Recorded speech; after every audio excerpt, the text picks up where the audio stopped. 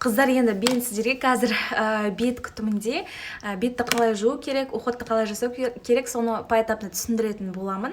Енді менде қазір ваннада қараңғы болып тұр, поэтому осы жерге түсіріп жатырмын. Сіздерге главный суть түсіндіремін. Хорошо? Бірінші қараңыздар. Ең бірінші бұл гидрофильное масло немесе шербет қолдансаңыздар да болады. Менікі мынау доктор Алтея фирмасынікі. Енді қараңыздар, гидрофильное масло көбінесе не үшін қажет? Ол көбінесе макияждан, дұрыс тазарту үшін, шаң тозаңдардан және де SPF-тен. Өйткені SPF-ті гель немесе пенка дұрыс тазарта алмайды. Поэтому міндетті түрде осындай белгілі бір бөлігін аламыз да, бетіміздің барлық бөлігіне жағып шығамыз. Өйткені бұл құрамында эмульсия бар және де масло бар. Бұл суға араластырған кезде ериді және де мына бүкіл макияжды SPF-ті толыққанды алып шығады. То есть құрғақ бетке жағасыз, бұл көпіреді. Мен мына жерде просто қазір жай ғана специальный салфетка бар менде, сонымен алып тастайтын боламын.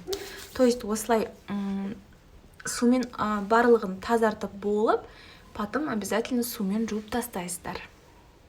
Енді екінші этап бұл бізде пенка. Немесе гель для умывания сіздер қолдансаңыздар да болады. Мынау специальный пенка.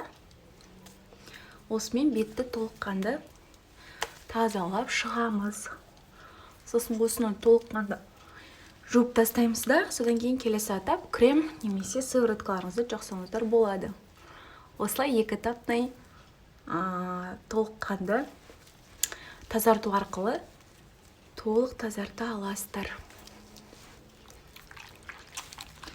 Қазір мен сіздерге осындай специально не әкеп қойдым, сонымен тазартып тастаймын.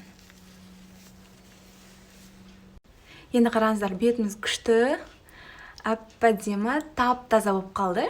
Енді егер күндіз болсаңыздар, күндіз витамин С жақсаңыздар болады, сыртқа шығатын кезде. Кешке увлажняющее средство немесе басқа бір ретинол болсын кремдеріңізді жақсаңыздар болады. Мен сіздерге қазір витамин С-ні жағып көрсетейін. Бұл менде Skin Lab'тың витамин С-сі. Бетті ағартуға арналған 15% гелевый текстурада ровный тон қылады.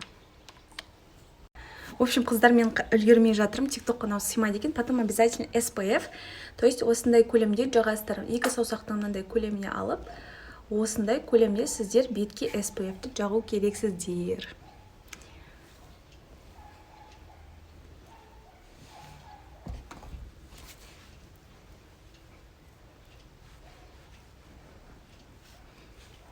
Не осының үстінен тоналка жақсы